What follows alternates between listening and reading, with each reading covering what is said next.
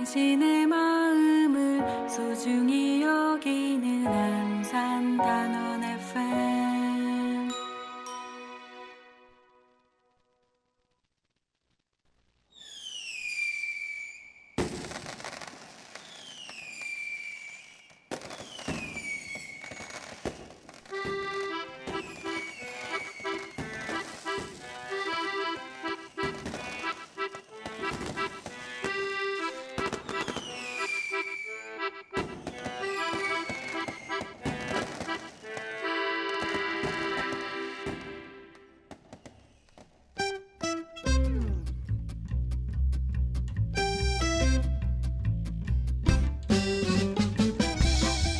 안산의 공동체 라디오 단원 FM 문화랑 예술이랑 그 40번째 시간이 돌아왔습니다.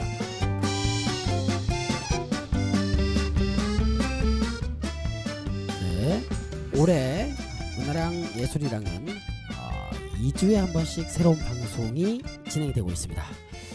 지난주 두 차례에 걸쳐서 우리 난타 예술을 하고 계시는 김대권님에 대한 방송을 아마 들으셨을 텐데요.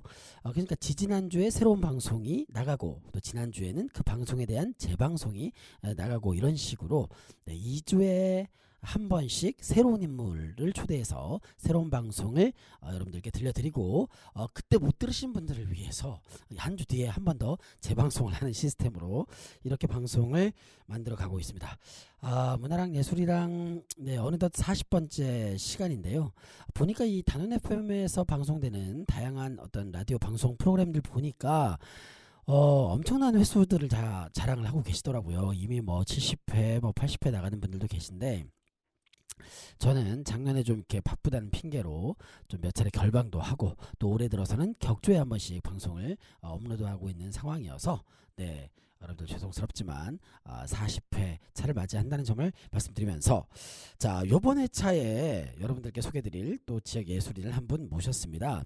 안산에서 그 여러분들 연극 예술 잘 아시죠? 연극 예술의 소위 대본이라고 이제 표현하는 희곡을 쓰는 희곡 작가님, 극작가 김소건님 모셨습니다. 안녕하십니까? 네, 안녕하세요. 네, 반갑습니다. 아마 이 방송을 듣고 계신 분들 중에 이 김소권이라는 극작가의 이름을 들어보신 분도 계실 것이고 처음 듣는 분도 계실 텐데 먼저 간단하게 자기 소개 좀 부탁드리겠습니다. 네, 안녕하세요. 저는 앞에서 말씀하신 대로 희곡을 쓰고 있는 김소건입니다. 네, 반갑습니다. 제가 이제 이 문화랑 예술이랑 이 프로그램을 통해서 뭐 이제 회화를 그리시는 미술 작가님도 소개드린 바가 있고 또 오케스트라를 하시는 음악가를 이렇게 소개드린 바도 있고 또 이렇게 그 난타 타악 예술을 하고 계시거나 또 국악을 하고 계신 분도 소개를 드렸지만 아무래도 제가 또 연극인이다 보니까 연극인 출신이다 보니까 주변에 연극인들이 많아가지고 또 이렇게 연극인 분들에 대한 소개를 조금씩 더 하게 되는 좀 측면이 있는데 또 오늘은 특별히 극작가 선생님을 모셨습니다. 우리 김소권 작가님께서는 실례지만 그 나이를 여쭤봐도 됩니까? 사전 질문 없었는데. 네, 저는 올해도 38살입니다. 아이고, 38 청년 예술인입니다. 만으로는 36입니다. 아이고, 너무 중요합니다. 만 나이를 강조해 주시고 그 마이크를 조금 가까이 해주시고요. 36에 청초한 우리 청년 극작가 김소건님. 그동안 이 연극 희곡 작품들 어떤 거를 좀 썼었는지를 좀 먼저 질문을 하고 가는 것이 도리일 것 같아서 여쭤봅니다. 어떤 작품들 쓰셨죠? 네, 저는 희곡 작품이 이제 보통 연극이라고만 생각을 하시는데 저는 이제 연극 대본도 썼지만 되게 다양한 장르의 대본들 썼어요. 뮤지컬도 쓰고 그리고 이제 소위 연희극이라는 장르의 대본도 쓰고 그리고 인형극 대본도 이제 많이 썼습니다. 그러니까 이 연극 넓게 보면 연극인데 연극 안에 다양한 장르 물론 지금은 연극과 뮤지컬 다 구분하긴 합니다만 뮤지컬 대본, 인형극 대본, 전통 연희극 대본 이렇게 다양한 장르를 섭렵했네요. 네, 계속 설명해 주세요. 네. 그래서 최근에는 그 뮤지컬 늑대들이란 제목의 뮤지컬을 썼고 지금 그 작품이 이제 더 완성돼서 올라갈 수 있도록 준비를 하고 있는 상황이고요. 오. 그리고 작년에는 음. 인형극 음. 인어심청전이라는 음. 인형극 작품의 대본을 쓰기도 했고 오. 그리고 연희극으로는 이제 정조대왕과 음. 사도세자의 이야기를 다룬 나는 사도세자의 아들이다라는 오. 작품을 써가지고 어. 반석 아트홀이라는 공연장에서 공연도 했고요. 화성에. 네, 네. 동탄에 있는. 네, 네네네네. 맞습니다. 음. 그리고 순수 연극 작품으로는 제목이 이 추운 날 고양이들은 어디서 잠을 잘까라는 작품을 저의 이제 첫 데뷔작인가요? 네, 맞습니다. 이 추운 날 고양이는 어디에서 잘까? 네. 네, 그 공연이 어디에서 올라갔습니까? 그 고양이가 이제 고양이가 나오는 연극은 아니에요. 근데 네네네. 이제 고양이를 잃어버린 한 그 청년과 네.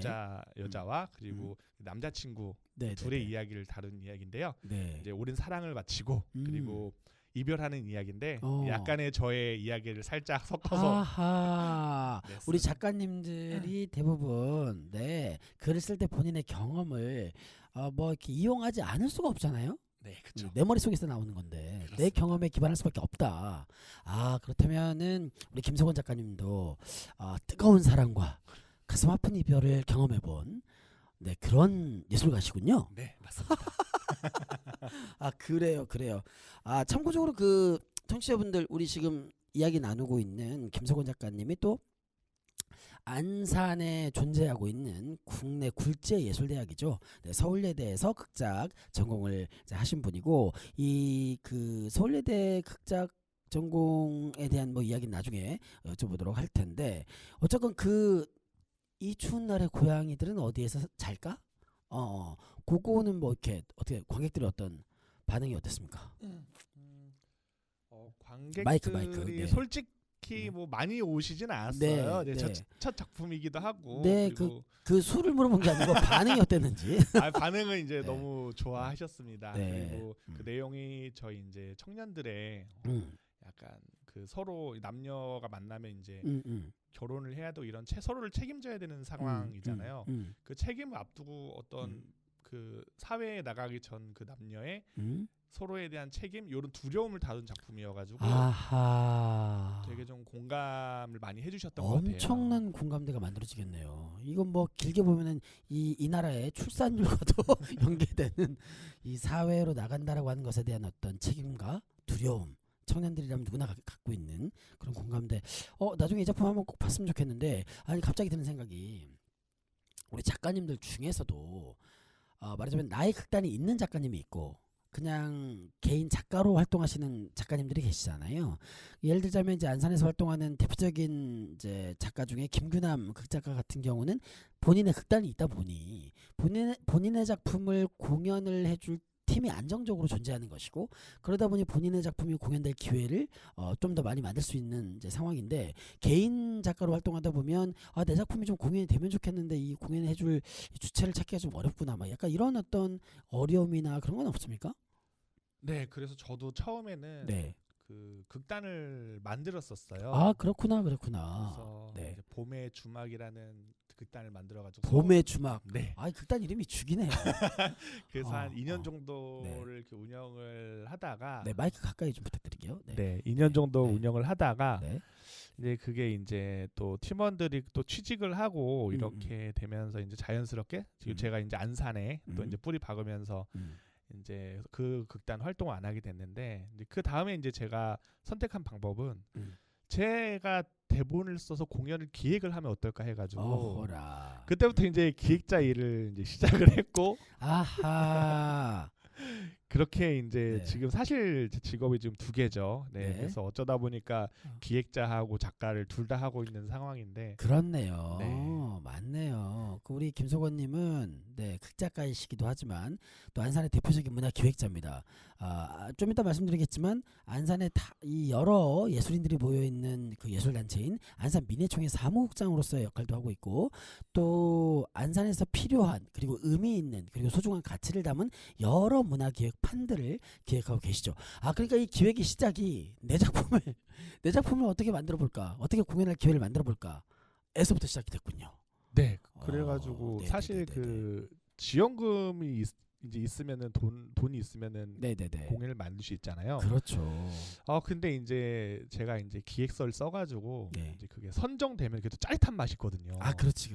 거기에 중독돼가지고 계속 기획서를 엄청 많이 썼어요. 이제 쓰다 보니까 네. 이상하게 제가 이제 시곡을 쓰는 것보다 이제 기획서를 쓰는 일이 더 잦아지게 되고 아하. 또 이제 기획서가 선정이 되면 자연스럽게 사업으로 연결이 되잖아요. 네네네네. 이제 그러다 보니까 점점 기획으로의 일들 점점 더 많이 하게 됐던 것 같습니다. 아 그렇죠. 이 그 짜릿함 저도 알 수 있습니다. 말하자면 이 청취자 여러분들 한번 상상을 해보십시오. 내가 연극 작품 하나를 만들고 싶어. 그런데 개인의 힘으로 만들기 어렵잖아요. 그러나 다행스럽게도 우리나라에는 예술진흥을 지원하는 제도가 있습니다. 그래서 해마다 문화예술진흥기금 이런 것들을 이제 공모 사업으로 이제 예술인들이 제작 비용 같은 것들을 이제 지원받을 수가 있는데 그런 곳은 또 이제 말하자면 공모지원서를 내야 되고 공모지원서가 심사를 통해서 선정이 되는 절차가 필요하죠. 이 경쟁률이 무척 높은데 그래서 떨어지는 경우도 많은데 선정이 되면 정말 그렇게 기분이 좋습니다. 맞죠? 네, 맞습니다. 그 기분의 그 또 맛을 또 즐기기 위해서 엄청나게 기획서를 썼군요. 네, 맞습니다. 좋습니다. 나중에 또 물어보도록 하겠고. 자, 그렇다면 어쨌건 이 예술계에 이제 들어온 첫 번째는 이제 극작가인데 이 연극을 써보고 싶다. 연극 극작가가 돼보고 싶다라고 생각한 계기가 있을까요? 저는 솔직히 맨 처음에는 연극을 하겠다라는 생각 자체가 없었어요. 아예 연극이라는 걸 몰랐고 그래서 대학로가 뭐 하는 곳인지도 몰랐습니다. 네. 근데 이제 학교에 들어온 거는 사실 전 영화 시나리오를 쓰고 싶어가지고 들어오게 된 건데 근데 이제 저희 학교가 이제 극작과다 보니까 1학년 때는 이제 연극을 주로 이제 수업을 하거든요. 근데 그 연극을 하다 보니까 공부를 하다 보니까 어쩌다 보니까 점점 연극을 쓰게 되고 그러다 보니까 이제 자연스럽게 지금 계속 공연 대본을 쓰게 되면서 이제 시곡 작업을 주로 하다 보니까 이제 극작가가 된 거죠. 그렇군요. 네. 그러니까 예를 들자면 대학에 들어오기 전에는 영화 시나리오 작가가 되겠어.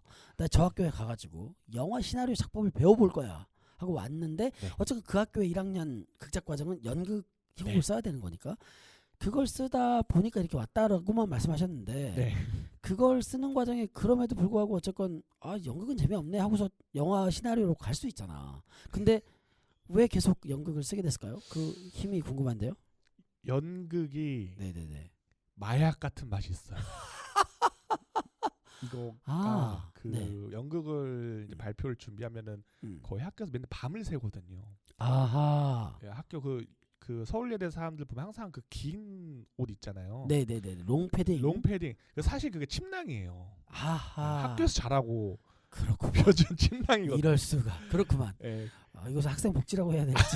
학생 얘기해 보시죠. 그래서 이제 학교에서 이제 연습을 하면서 이제 먹고 자고 거기 팀과 함께 하다 보면은 묘한 그 기존에 느껴보지 못한 그 소속감이라든가 되게 진한 그리고 그 어떤 뿌듯함 그리고 완전히 몰입을 하는데 그 몰입이 같이 몰입을 하는 거잖아요. 팀이.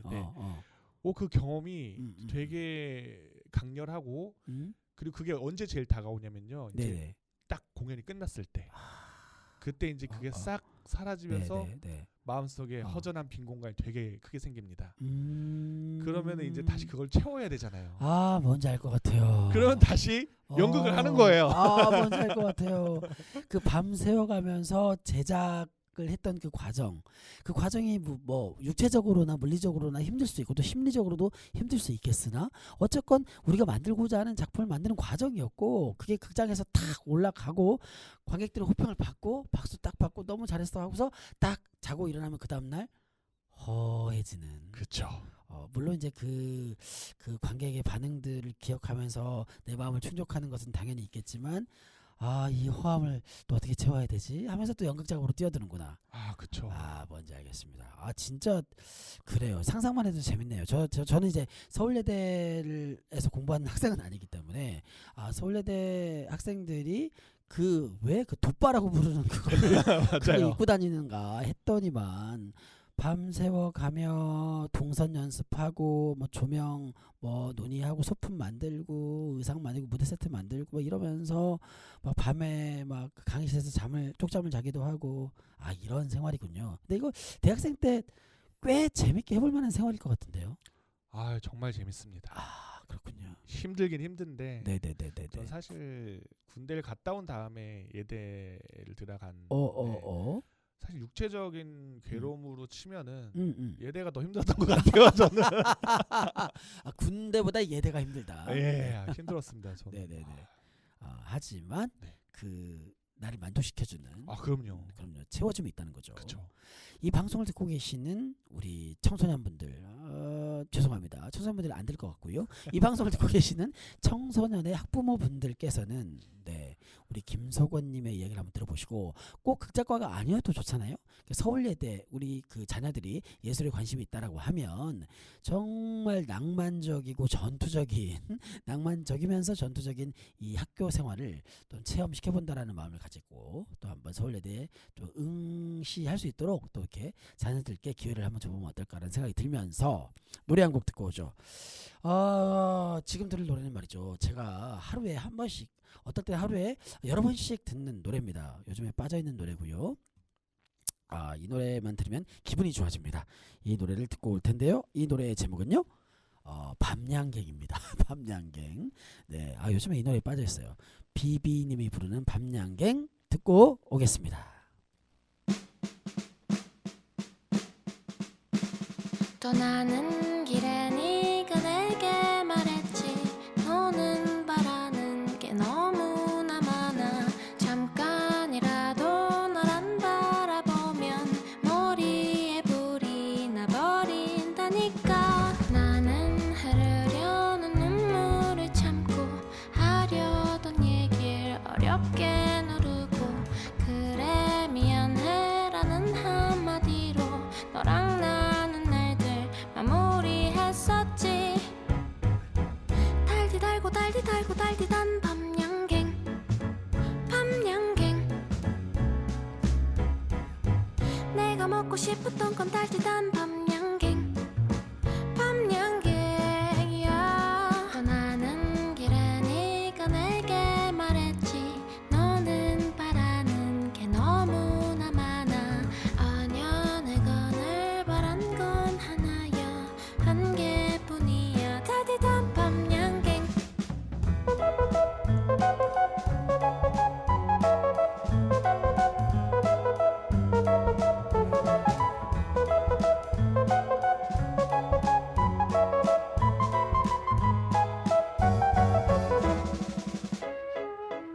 달디 달고 달디 달고 달디단 밤양갱 밤양갱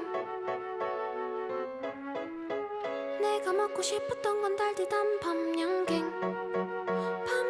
밤양갱이야 상다리가 부러지고 둘이서 먹다 하나가 쓰러져 버려도 나라는 사람을 몰랐던 넌 떠나가다가 돌아서서 말했지 너는 바라는 게 너무나 많아 아냐 내가 늘 바란 건 하나야 한 개뿐이야 따뜻한 밤양갱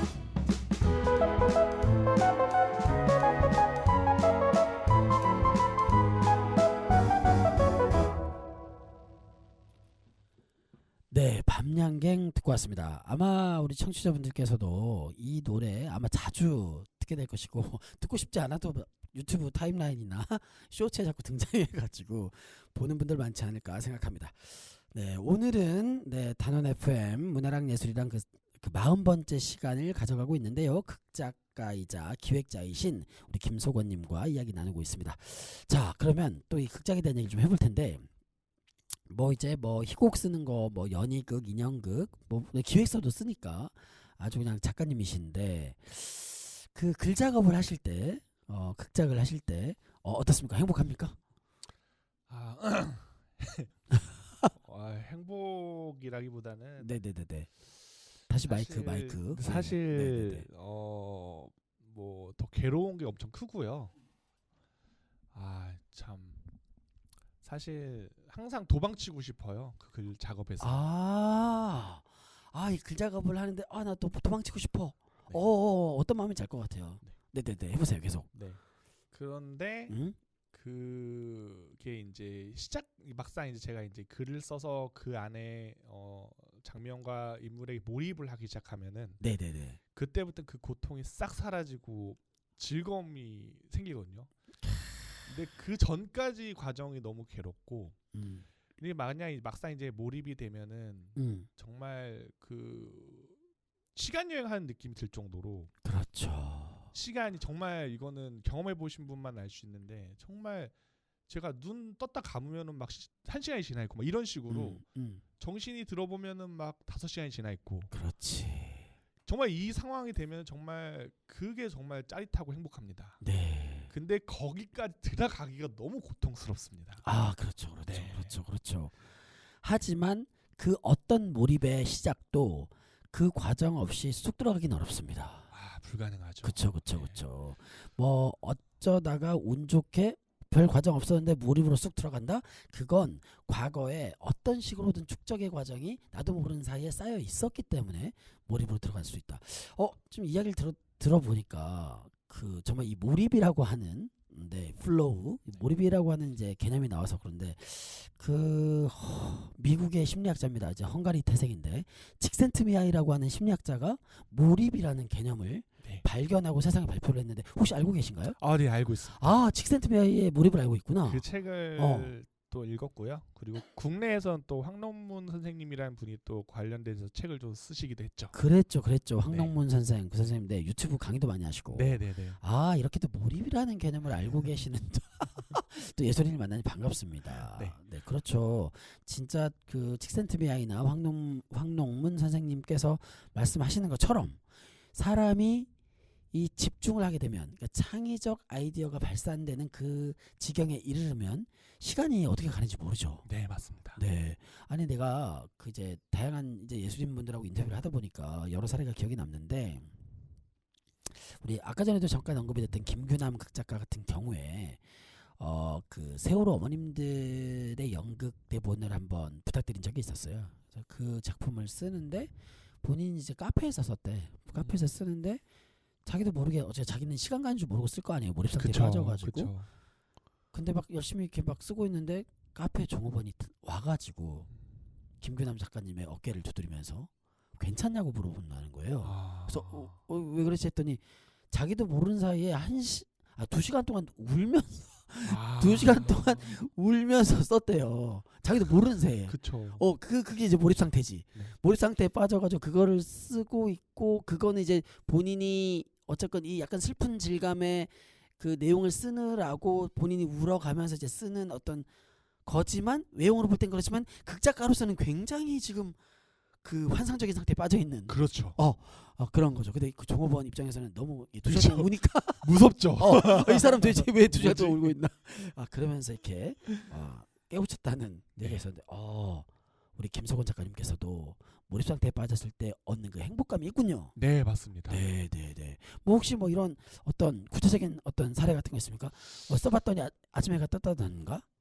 그런 건 되게 많죠. 저는 이제 그 제 경험이라고 치면은 김규현 작가님께서는 이렇게 그 한 2시간, 3시간 정도의 어떤 말씀하실 만한 경험인데 저 같은 경우에는 한 일주일 정도를 그렇게 한 적이 있는데 이게 어떻게 되냐면은 잠도 되게 파편적으로 자게 돼요. 한 2시간, 3시간 자면은 눈이 떠지는데 그럼 바로 또 가서 그걸 자리에 앉아 써야 돼요. 그리고 계속 꿈속에서도 머리가 돌아가면서 그 작품을 생각하게 되고 장면을 생각을 하게 되고 또 쓰고 그런 식으로 일주일이 그냥 약간 좀 제정신이 아닌 상태로 막 흘러가게 되는데 근데 저도 그건 딱 한 번 경험해 봤는데 근데 너무 근데 또 그 몰입 상태가 너무 또 강렬해지면 일상생활의 균형이 깨져요. 그렇죠.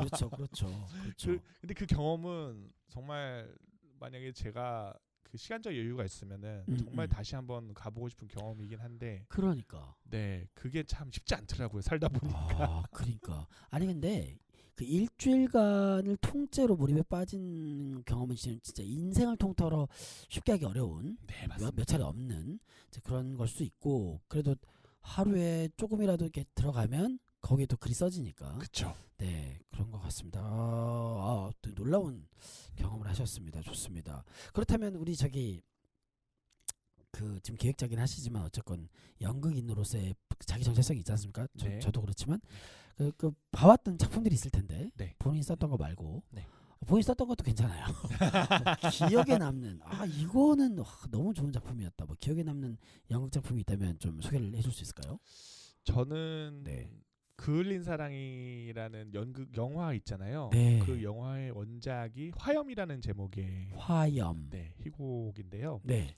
저는 이제 보통 어떤 영화나 연극을 보고 나서 막 그때 눈물을 흘리거나 이런 게 잘 없습니다. 그렇군요. 네, 잘 없는데 네.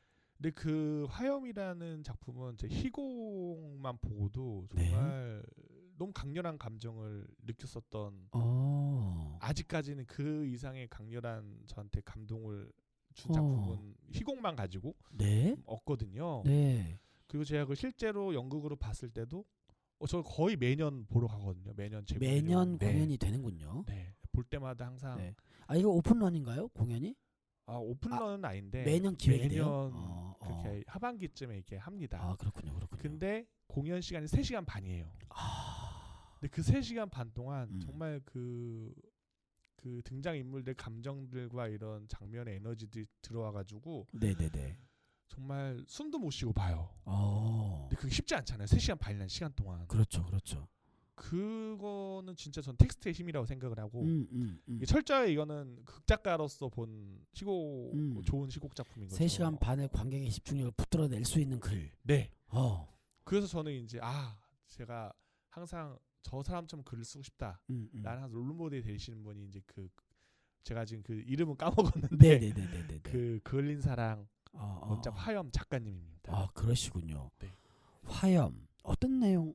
뭐 그냥 크게만 얘기해 준다면 사랑 이야기인가요? 사랑 얘기라기보다 전쟁 얘기고요.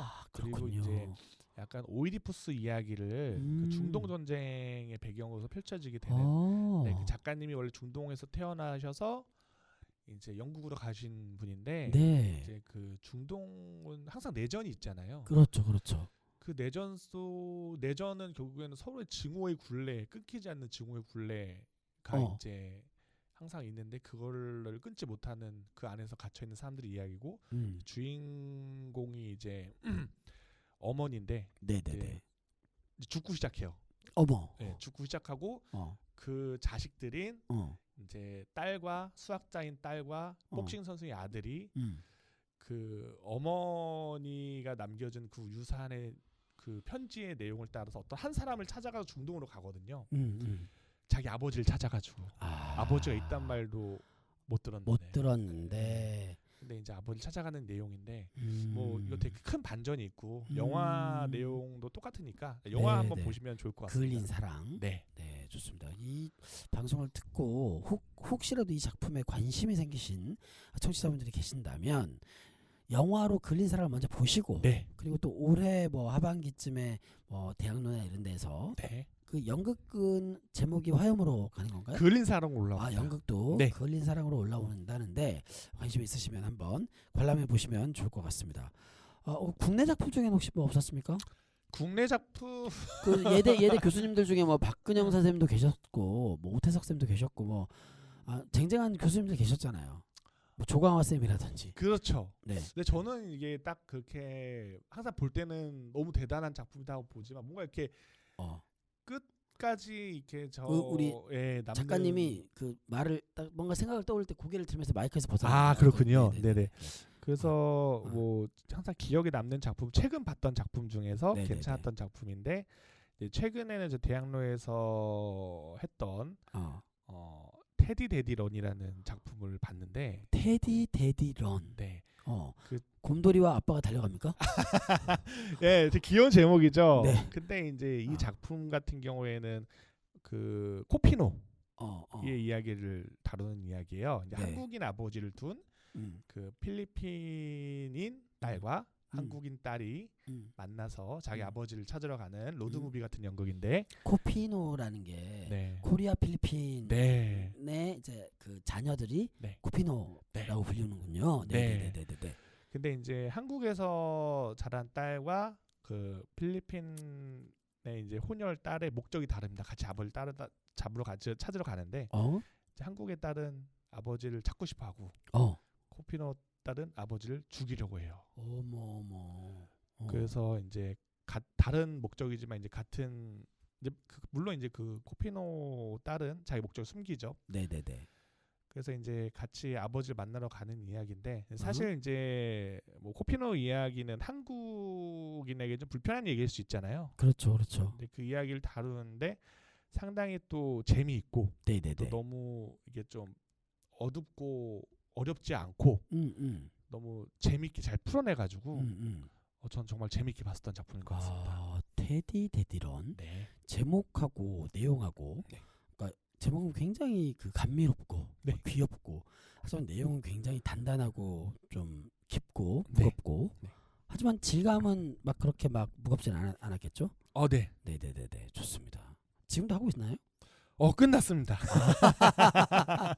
언젠가 또 네. 반드시 올라올 겁니다. 반드시 네. 올라오기 때문에 관객분들 아니 우리 청취자분들 기다리셨다가 한번 들어보시기 바라겠습니다.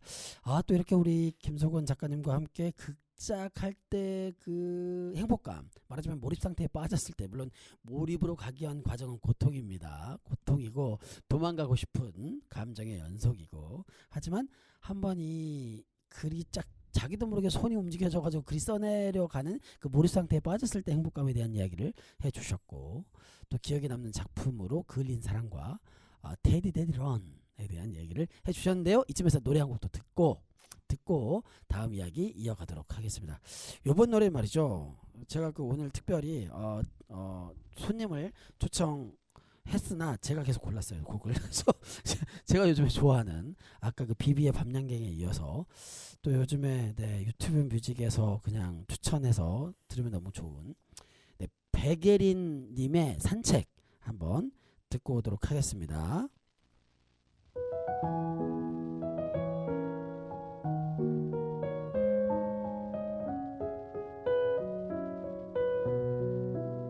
한적한 밤 산책하다 보면 어김없이 생각나는 얼굴 반짝이는 별을 모아 그리는 그런 사람 좁다란 길 향기를 채우는 가로등빛 물든 진달래꽃 이 향기를 그와 함께 맡으면 참 좋겠네 보고 싶어라 그리운 그 얼굴 물로 그린 그림처럼 사라지네 보고 싶어라 오늘도 그 사람을 떠올리려 산책을 하네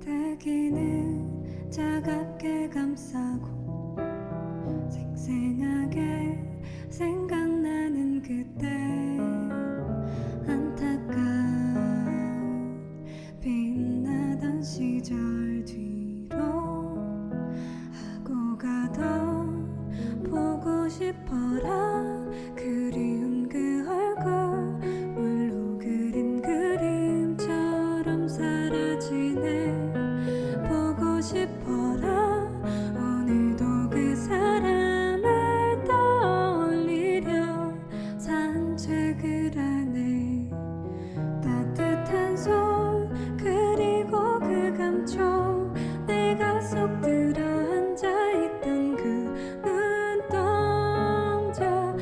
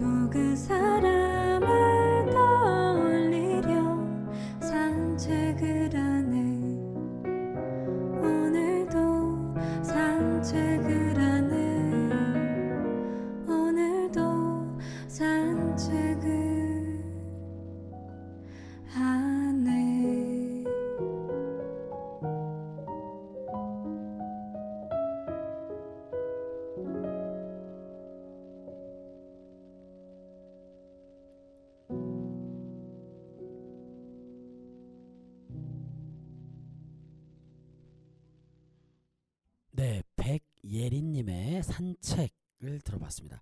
이 산책이란 곡은 그 원 가수가 따로 있는 걸로 알고 있는데요.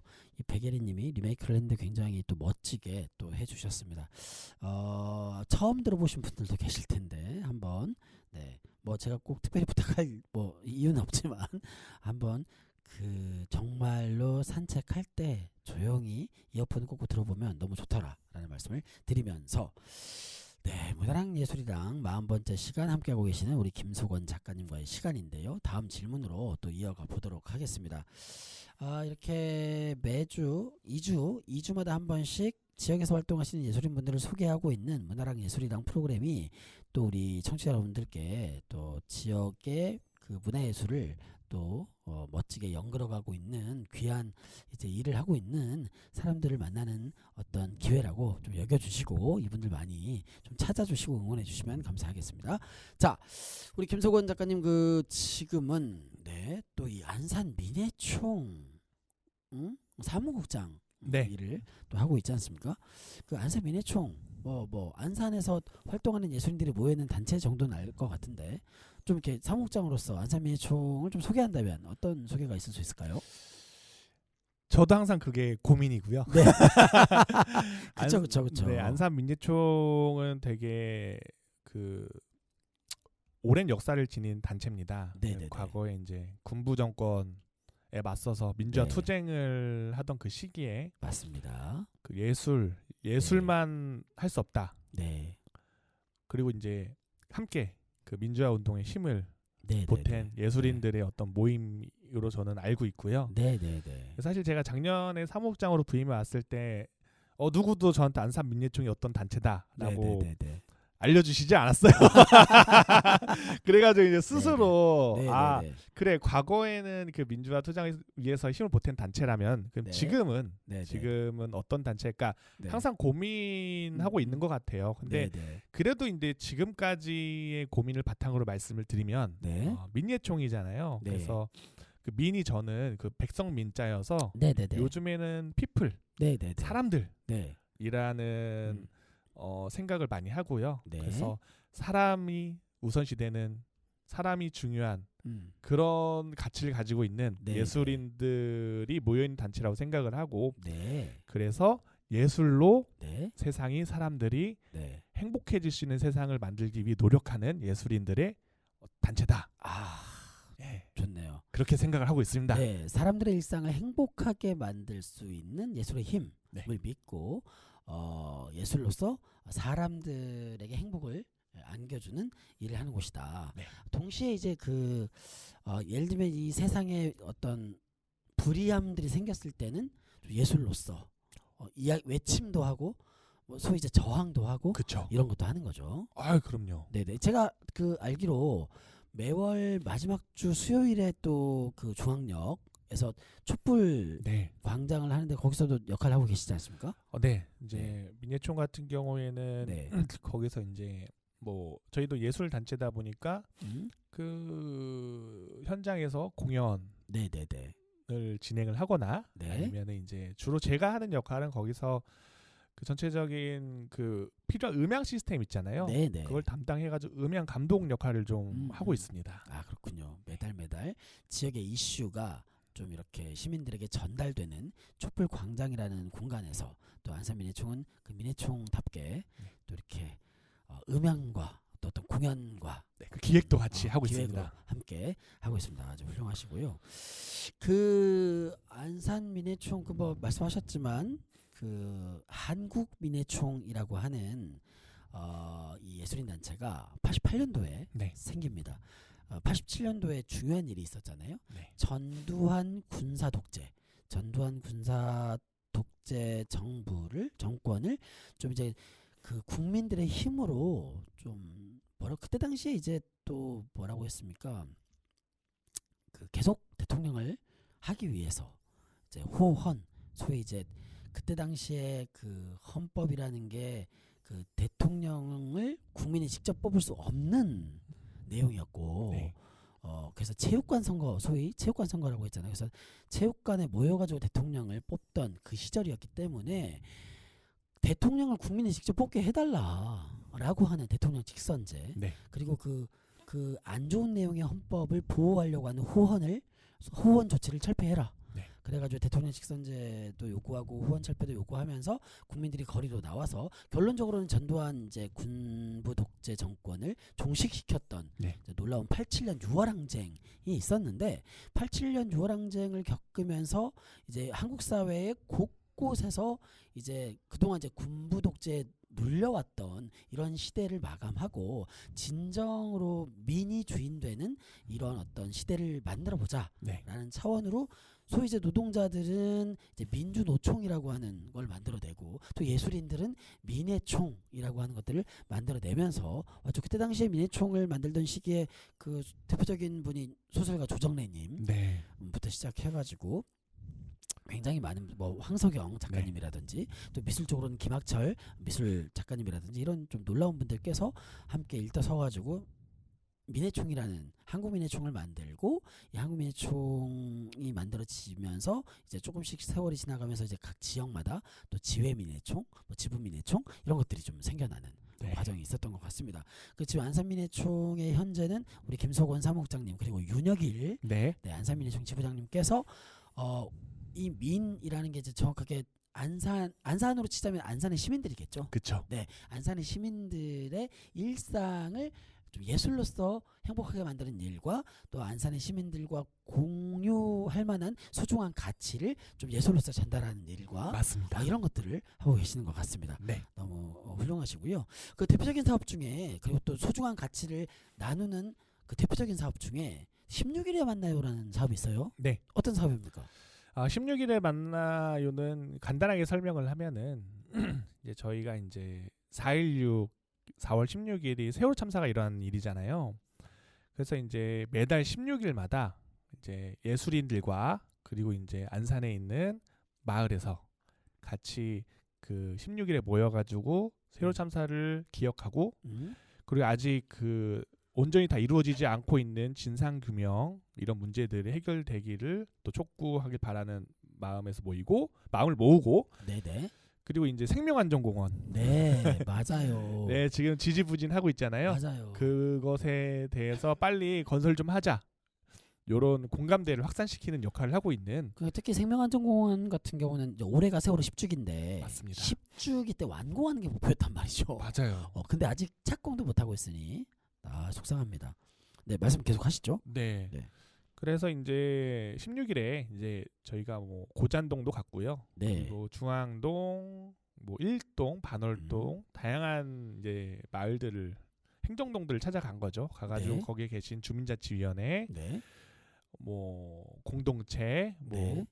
그 청소년 센터 이런 그 조직들과 연계를 해가지고 네. 이제 그 동네 마을 사람들과 만나는 거죠. 네, 예술인들과 네. 그 세월호 가족분들과 네. 그리고 그 동네 마을 분들이랑 그렇게 해가지고 함께 4.16을 기억하는 그 행사로 2022년부터 시작이 됐고 지금 올해도 3년 차를 하고 있는데요. 네.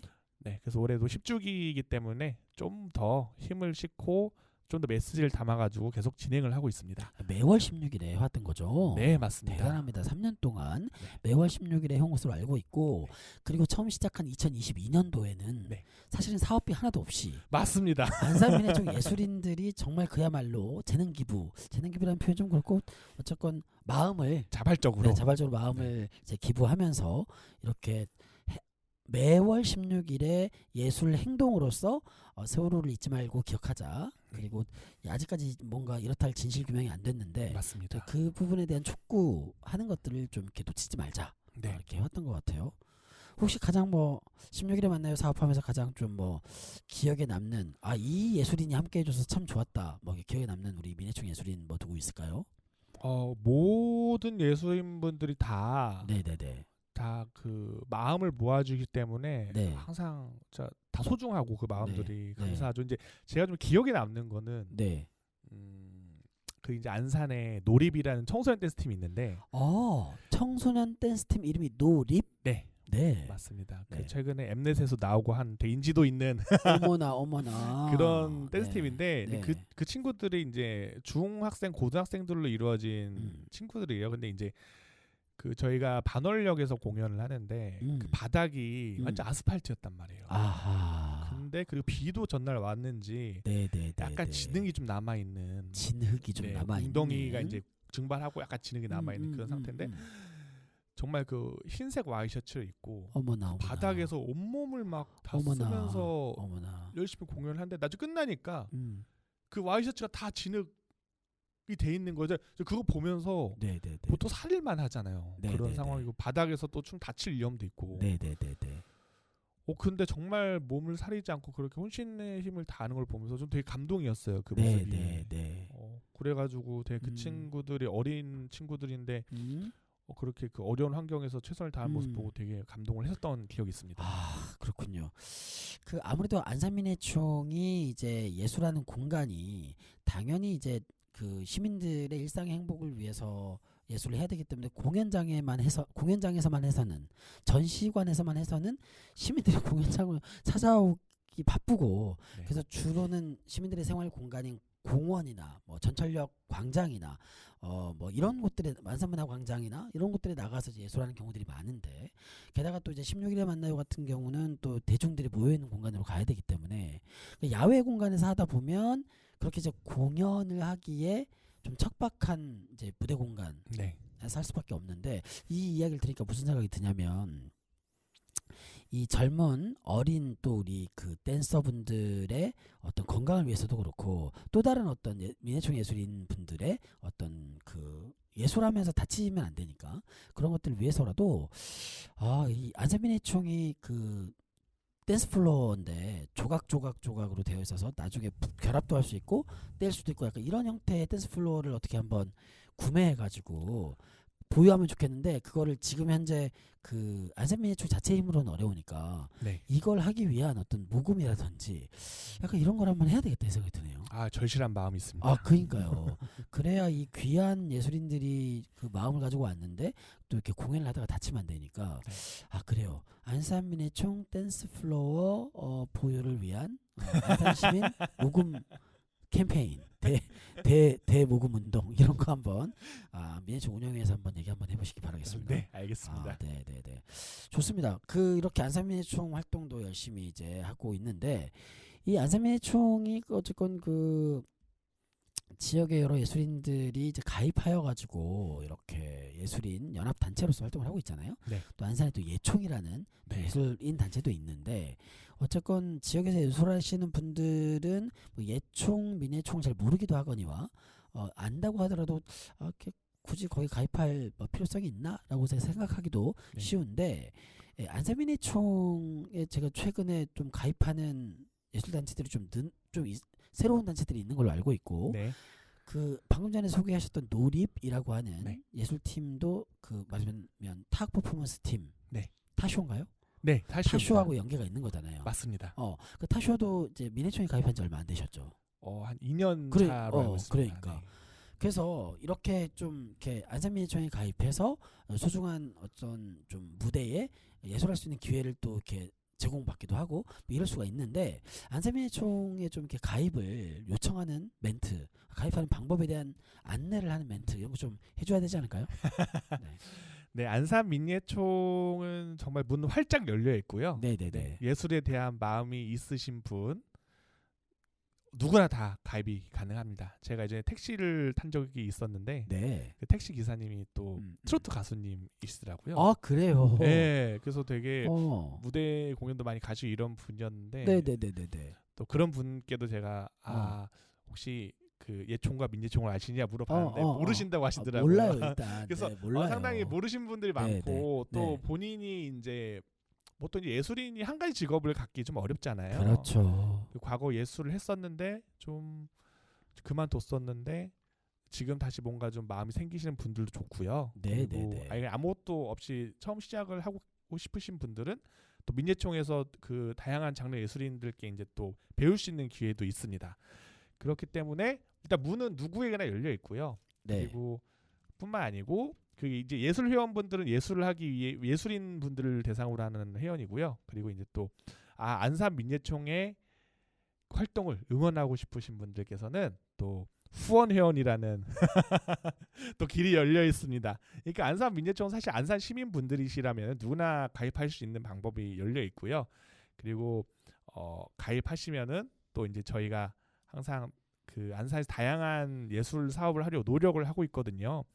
또 이제 다양한 방법으로 또 오셔가지고 참여 가능하시기 때문에 가입하시면 아주 좋습니다. 네, 그렇습니다. 제가 지금 구글에서 안산민예총을 검색해봤는데 그 검색하니까 맨 첫 자리에 그 안산민예총 페이스북 페이지가 뜹니다. 네, 맞습니다. 안산민예총 페이스북 페이지에 전화번호가 다 있군요. 네. 네, 이 방송을 듣고 안산민예총에 가입해서 나의 예술 활동을 조금 더 확장시키는데 좀 보탬이 되고 싶다. 혹은 안산에서 활동하는 다른 예술인들과 교류를 좀 해보고 싶다. 그래서 나의 창작적 영감에도 보탬을 받고 싶다 하시는 분이 계시면은 네, 구글에서 안산민예총 검색해 보시면 맨 첫 번째로 페이스북 페이지가 뜹니다. 클릭해 보시면 전화번호가 나오니까요. 네. 전화하셔가지고 함께 가입하시고 또 더불어 함께 예술하는 그런 문화를 만들어 보면 좋겠습니다. 네, 뭐 이렇게 또 1시간 동안 문화랑 예술이랑 그 40번째 시간 우리 극작가이자 기획자이신 우리 김석원 작가님과 함께하고 있는데 어느덧 방송 시간이 50분이 넘어가고 있습니다. 거의 이제 마지막으로 가고 있는데 그 아까 전에 이제 우리 그 김석원님이 그 예대 서울예대에서 극작 공부를 하셨잖아요. 그난 일단 이 안산민예총 얘기 나왔으니까 하는 말인데 또 이게 서울예대에서 예술 공부를 하고 졸업하면 대부분 이제 서울로 가는데 네. 졸업하고 나서도 안산에 정착해서 예술하는 분들이 과거에 비해서 조금씩 늘어나고 있고 네.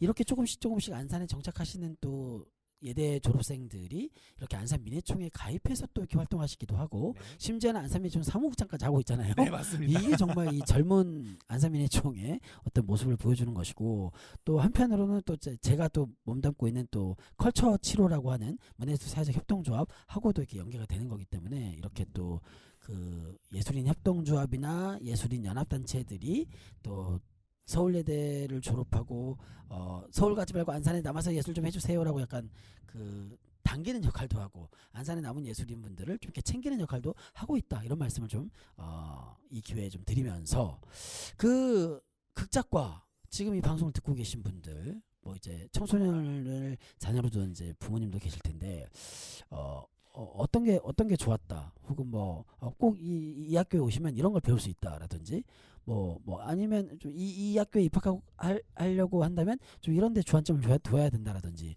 하고 싶은 얘기가 좀 있을까요? 저는 학교를 예대만 다닌 게 아니고 네네. 물론 그 전에도 학교를 다녔었어요. 네네네. 네, 2006년도에 제가 딱 20살 때 네. 청주대를 다녔었고요. 그리고 물론 1년 하고 자퇴를 하긴 했지만 네. 그리고 잠깐 방송통신대학교도 다녔었고 그리고 이제 서울예대는 세 번째 네. 저희 대학이죠. 일하다가 이렇게 들어간 대학인데 정말 마이크. 네, 예대는 네네네. 참 뭐랄까 좀 스스로를 시험할 수 있는 그런 학교인 것 같아요. 그래서 네. 정말 거기 가면은 진짜 엄청 열심히 하는 사람들이 많고 그런 네네. 동료들한테 다 자극도 받고 그 제가 딱 입학했을 때 OT 때 교수님이 해주신 말씀이 있어요. 네. 그 너희가 이 학교에서 있는 시간은 3년이지만 아마 10년치의 경험을 하고 갈 것이다. 라고 이제 말씀하셨는데 이제 네. 졸업하고 나니까 이제 깨달았죠. 3년을 살았지만 내 수명이 10년이 깎였구나. 정말 그만큼 정말 10년치 에너지를 3년에 쏟아붓고 나올 수 있는 곳이 예대고 네네네네. 그건 또 내가 10년을 산 만큼의 얻는 게 있다는 뜻이 아니겠어요? 네, 그렇죠.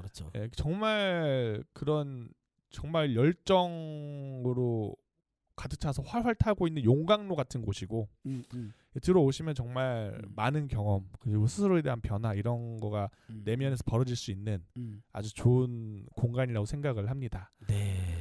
그리고 이거는 뭐 입시를 꿈꾸는 분들도 계시고 그리고 뭐 예술인을 꿈꾸는 분도 계실 거라고 생각을 하고 이제 네. 제가 최근에 느낀 점을 말씀드릴게요. 저는 이제 그 예술 이론 공부도 좀 많이 했었어요. 네. 특히 이제 희곡이나 시나리오 쓰는 데는 그 극작 이론이 있거든요. 네네네. 그걸 되게 오래 공부를 했었는데 이제 네. 지금 와서 이제 결론적으로 느낀 거는 정말 예술인의 역량을 결정하는 건 독서량이다라는 생각을 되게 많이 합니다. 맞습니다. 맞습니다.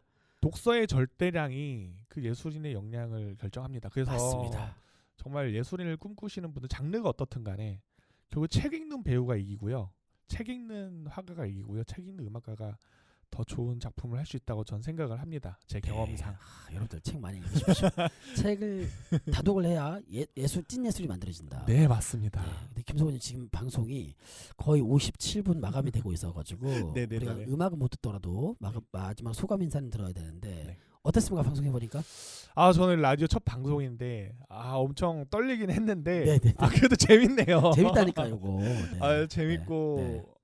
좀 되게 잘 해주신 덕분에 네, 제가 네, 또 네. 편안하게 잘 첫 방송 경험을 치를 수 있었던 것 같습니다. 네네네. 너무 감사합니다. 아유, 함께 해주셔서 감사하고 저도 지역의 예술인들을 소개하기 위해서 이제 매번 그 초대 응해줄 그 예술인들을 찾잖아요.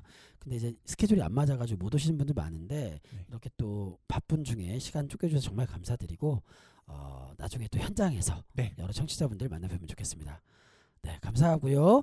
그 마지막으로 우리 김소건님께서 추천하신 곡입니다. 드디어 장범준님의 흔들리는 꽃들 속에서 네 샴푸 향이 느껴진 거야. 들으면서 오늘 방송 마치겠습니다. 감사합니다.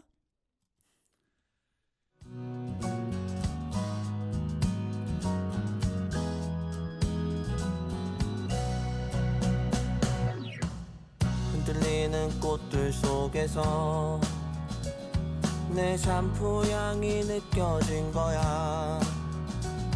스쳐 지나간 건가 뒤돌아보지만 그냥 사람들만 보이는 거야. 다와가는 집 근처에서 괜히 핸드폰만 만지는 거야. 한번 연락해볼까 용기 내보지만 그냥 내 마음만 아쉬운 거야. 걷다가 보면 항상 이렇게 너를 바라만 보던 너를 기다린다고 말할까. 지금 집 앞에 계속 이렇게 너를 아쉬워하다 너를 연락했다 할까. 지나치는 꽃들 속에서 내 샴푸 향만 보이는 거야. 스쳐 지나간 건가 뒤돌아보지만 그냥 내 마음만 바빠진 거야. 걷다가 보면 항상 이렇게 너를 바라만 보던 너를 기다린다고 말할까. 지금 집 앞에 계속 이렇게 너를 아쉬워하다 너를 연락했다 할까. 어떤 계절이 너를 우연이라도 너를 마주치게 할까. 난 이대로 아쉬워하다 너를 바라만 보던 너를 기다리면서 아무 말 못하고 그리워만 할까. 걷다가 보면 항상 이렇게 너를 바라만 보던 너를 생각한다고 말할까. 지금 집 앞에 기다리고 때로 지나치고 다시 기다리는 꽃이 피는 거리에 보고파라 이 밤에. 걷다가 보면 항상 이렇게 너를 아쉬워하다 너를 기다린다고 말할까. 지금 집 앞에